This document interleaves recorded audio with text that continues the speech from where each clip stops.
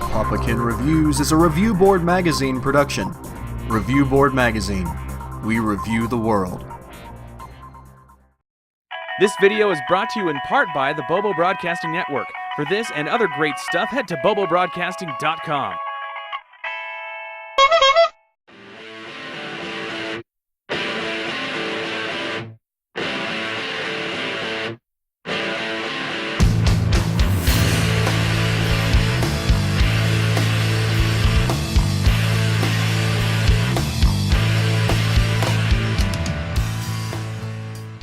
Remember when Will Ferrell was really funny? Legitimately funny? Saturday Night Live, Anchorman, Old School. The man has a number of movies that are not only funny, but good films as well. Then Step Brothers happened, and it has all been downhill from there. He's falling into a similar pattern as Sandler, where all of his roles are basically the same overacted character with the same delivery of the same jokes with minor differences.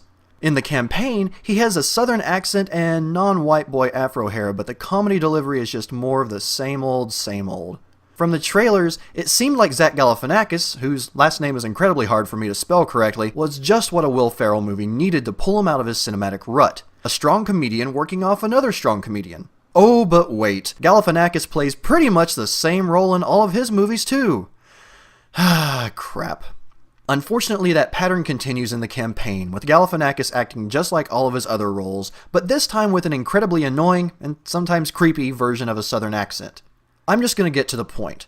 This movie is a comedy. It's marketed that way. It stars two big-time comedians, 4 actually. It has a big cast of characters that are more than capable of giving a great performance for the comedy to play off of, but as a comedy, this movie fails. It fails hard. There are moments that had me and the theater audience laughing pretty hard, but there are far too few of these moments. Like another movie that shall not be named, I can count on one hand how many times I laughed. Sure, those were big laughs, but nowhere near enough to make this a good comedy. While it fails comedically, The Campaign performs quite well in the area of political satire.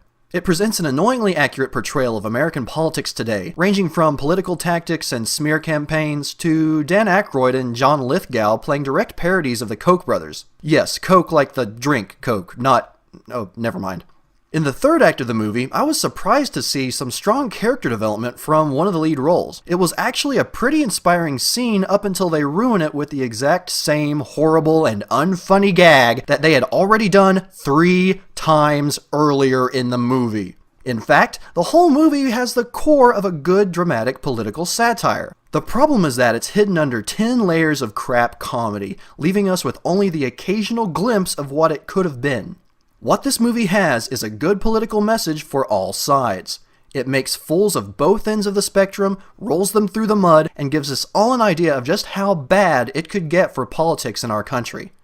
For that reason alone, it might be worth seeing once after being released on DVD. Maybe. Or, if you would rather save your money, not buy overpriced snacks and drinks, and get some actual quality entertainment to go along with your eye-opening political messages, you can watch The Daily Show and Colbert Report at home for an hour and a half. I give The Campaign 3 scary and kind of awesome Dylan McDermotts out of 10. I'm PapaKenn.